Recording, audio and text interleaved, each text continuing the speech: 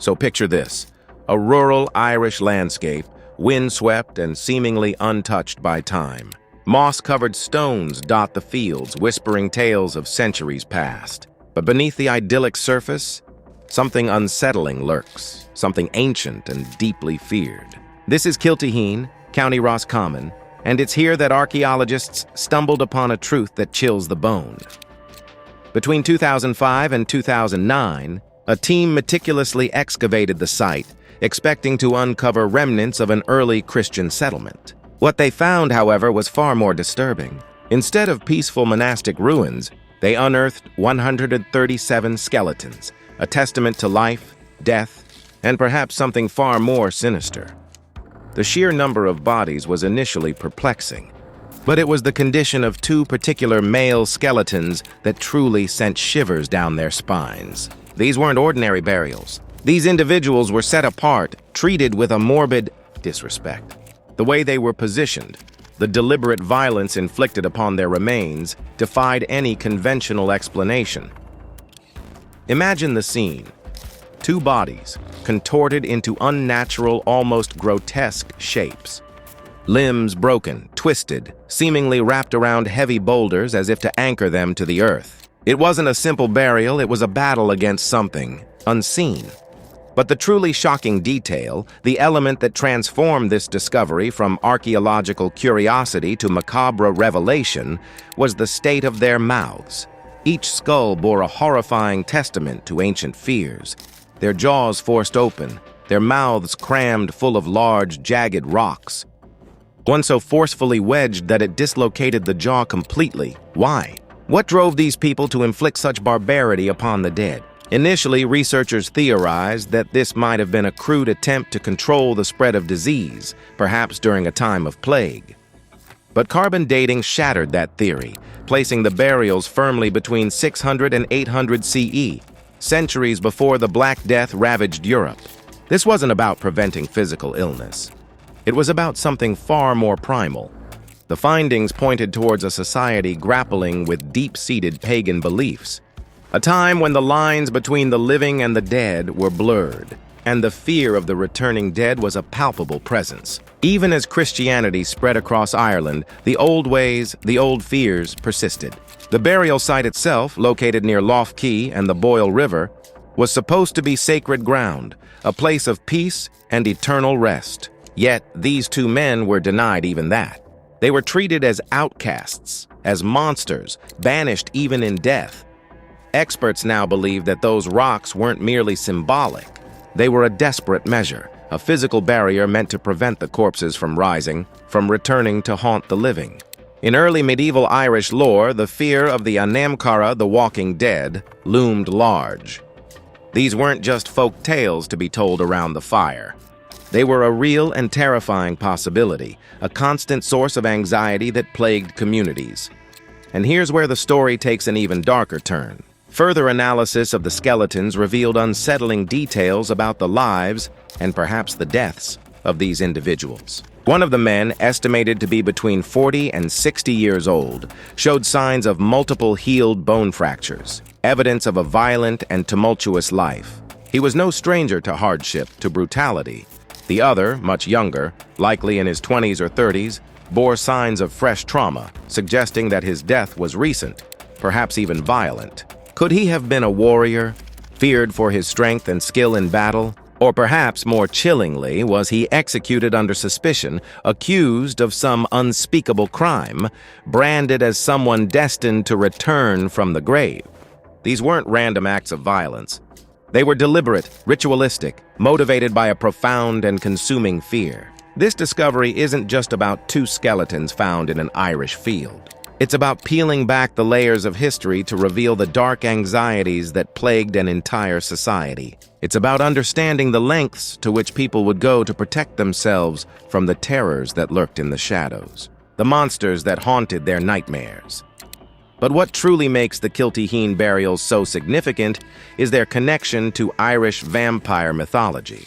To fully grasp the eerie significance of these twisted bones, broken limbs, and stone-gagged skulls, we need to delve into the legends that shaped Ireland's dark imagination. We need to understand the stories that fueled those ancient fears, the tales that whispered of blood-drinking revenants and the rituals required to keep them at bay. Because at the heart of it all lies a name whispered across generations, a name synonymous with terror and the insatiable thirst for blood. Abhartach. Even today, the name Abhartach sends shivers down the spines of those familiar with the darkest corners of Irish folklore. Far older than Dracula and arguably far more terrifying, Abhartach was said to be a tyrannical chieftain, a sorcerer, a being so malevolent that death itself couldn't contain him. Accounts vary, of course, as they always do with such ancient tales. Some describe him as a dwarf, a physically grotesque figure whose power stemmed from dark magic. Others portray him as a powerful, albeit cruel leader who terrorized his people. But one thing remains consistent across all versions. Upon his death, Abhartach did not stay dead. He rose from his grave, demanding tribute of blood from his former subjects. Fresh blood still warm, imagine the sheer terror. A ruler already feared in life now returned with an unnatural thirst seemingly invincible. Attempts were made to dispatch him permanently. Warriors slew him, only to find him resurrected time and again, crawling from the earth to perpetuate his reign of terror. It seemed impossible to be rid of him. Enter Kilteasheen, a chieftain, warrior, and sometimes said to be the legendary Fionn mac Cumhaill himself. Faced with this undead menace, Kilteasheen sought the wisdom of a druid, a seer who held the ancient knowledge necessary to vanquish such a creature. The druid's instructions were specific, almost ritualistic in their complexity. Abhartach couldn't simply be killed. He needed to be contained. The druid prescribed a very particular method. Abhartach must be slain with a sword fashioned from yew wood, a wood sacred to the ancient Celts and imbued with powerful protective properties. Then, and this is crucial, his body had to be buried upside down. This was not a conventional burial. This was an act of inversion, a deliberate attempt to disrupt the natural order and prevent his return. But that wasn't all. The grave had to be surrounded with thorns, a thorny barrier to physically impede his escape. And finally, to ensure he remained entombed, a massive stone, a heavy boulder, had to be placed upon his grave, crushing him, sealing him, denying him any chance of resurrection. Think about that for a moment. A yew wood sword, an upside-down burial, a thorny barrier, a crushing stone. Does it sound familiar? Because it absolutely should. These elements, these bizarre and seemingly arbitrary details, directly echo the disturbing discoveries made at Kilteasheen. The twisted bodies, the broken limbs, the mouths pried open and stuffed with stones. They weren't random acts of violence. They were deliberate enactments of ancient fears, rituals performed to prevent the dead from rising. The archaeologists weren't just uncovering skeletons. They were unearthing a cultural practice deeply rooted in stories like that of Abhartach, and the story doesn't end there. Even today, in the Slagtaverty area of County Derry, locals point to a site known as the Giant's Grave, widely believed to be Abhartach's final resting place. And that grave, it's not exactly a tourist attraction. The large, flat stone that supposedly covers his tomb is never disturbed. Locals refuse to cut the hedges too close. Tales abound of misfortune befalling anyone who dares tamper with it. One story recounts a farmer attempting to move the stone with his tractor, only for the tractor to inexplicably flip over. Coincidence? Perhaps. But try telling that to the locals. This legend, this deeply ingrained fear of Abhartach, offers a powerful lens through which to view the Kilteasheen burials. These weren't isolated incidents. They were manifestations of a widespread belief in the potential for the dead to return, a belief so potent that it dictated specific and elaborate burial practices. Which brings us to a fascinating and somewhat controversial question. Could the legend of Abhartach have influenced Bram Stoker's Dracula? We all know the conventional narrative. Dracula, the bloodthirsty Count of Transylvania, was inspired by Vlad the Impaler, the 15th century Romanian warlord known for his brutal methods of torture and execution. But what if that's not the whole story? What if Dracula's roots are actually planted firmly in Irish soil? Consider Bram Stoker himself. Born in Dublin in 1847, he was steeped in Irish folklore, Celtic myths, and chilling tales of haunted landscapes. His mother, Charlotte Stoker, regaled him with vivid stories of the cholera epidemic and the accompanying burial panics, painting a terrifying picture of a society gripped by fear of death and disease. Stoker also moved within a literary circle that included Lady Wilde, the folklorist mother of Oscar Wilde, who wrote extensively on Irish vampire lore.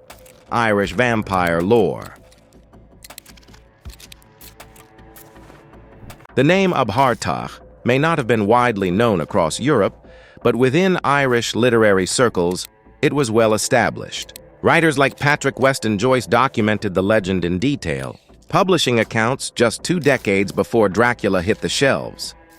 And when you compare the legend of Abhartach to the character of Dracula, the parallels are striking. Blood drinking, repeated resurrection, specific burial requirements to keep him down, power over the land and its people, the use of a stone to seal the grave. These are all characteristics present in the Abhartach legend. By contrast, Vlad the Impaler, while undeniably brutal, wasn't a vampire. His connection to Dracula is largely a retroactive application, fueled by tourism and romanticized historical narratives. Abhartach's connection, however, is organic. A creature of Irish legend whose story contains many of the core elements that define the vampire myth. Irish historian and folklorist Bob Curran has even argued that Abhartach is the true Dracula, or at least the primary mythic inspiration. He points to the specific burial motifs, the stone, the fear, the magic, and connects them directly to the ritualistic burials uncovered in archaeological digs. Think about Dracula himself. He's not merely weakened by garlic and holy symbols. He must be staked, beheaded, and buried with meticulous care.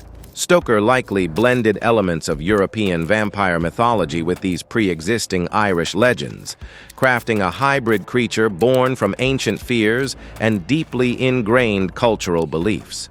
Even modern filmmakers are starting to recognize this connection.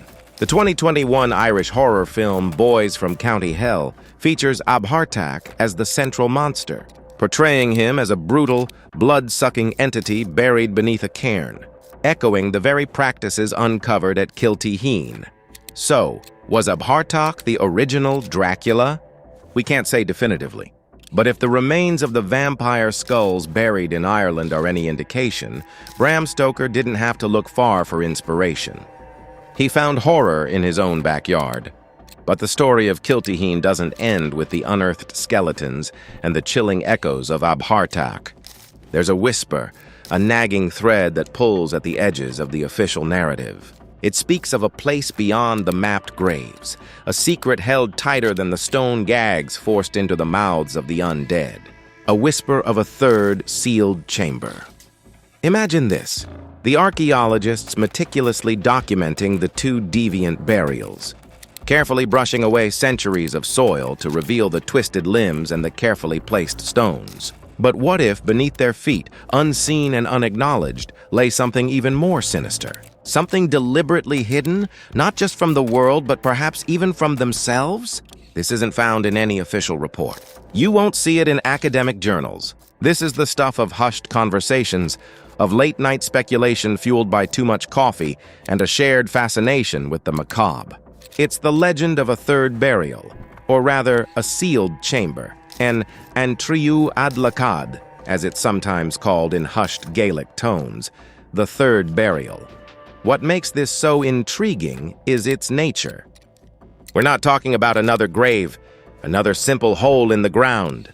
The whispers describe a carefully constructed space, a chamber deliberately sealed, its existence almost surgically excised from the historical record. Some believe it's located deeper than the other burials, a hidden layer beneath the already disturbed earth. Others say it's positioned slightly to the side, cleverly masked by the surrounding terrain and the archaeological focus on the known burials.